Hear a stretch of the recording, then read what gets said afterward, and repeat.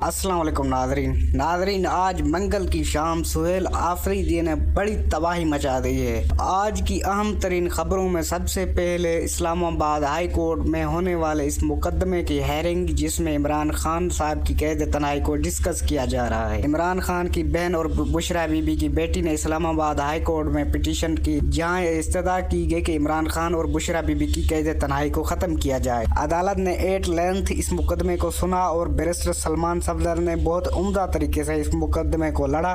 Barrister Salman Safdar ने दो बहुत अच्छी तजवीज़ दी हैं। जजेस खुद जाकर मुआयना कर लें और इमरान खान साहब की सहूलतें या जिस सूरत हाल में वो जेल में है उसको देख लें, या 3 वकुला पर मुश्तमिल कम्युनिटी बनाई जाए जो जेल में जाकर मुआयना करें और अदालत में रिपोर्ट जमा करवाए। जस्टिस उमर साहब ये केस सुन रहे थे और अब किसी भी वक्त अदालत इस पर फैसला सुना सकती है।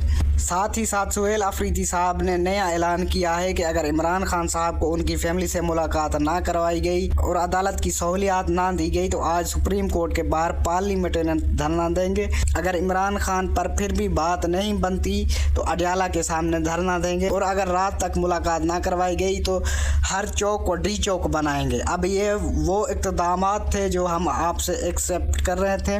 कल के इंटरव्यू में सुहेल आफरीदी ने इस खबर की तरतीब की जो हमने दी थी।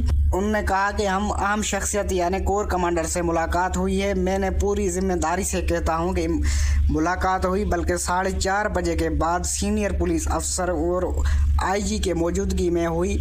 मैं अपनी खबर पर कायम हूं कि मुलाकात हुई। कल 3 डिफरेंट चैनल पर उनके इंटरव्यू चले। पहले मीडिया पर पाबंदी, लेकिन अब तीनों चैनल टीम पर एक ही बार पाबंदी लगी है।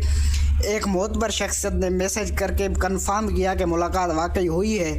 हमारे आपसे कोई ज़ाती दुश्मनी नहीं। अगर इमरान खान साहब के लिए कुछ भी हासिल करने के लिए अस्पताल शिफ्ट करवाने या रिहाई में कामयाब हो गई तो मैं प्रोग्राम में आपकी तारीफ़ करूँगा।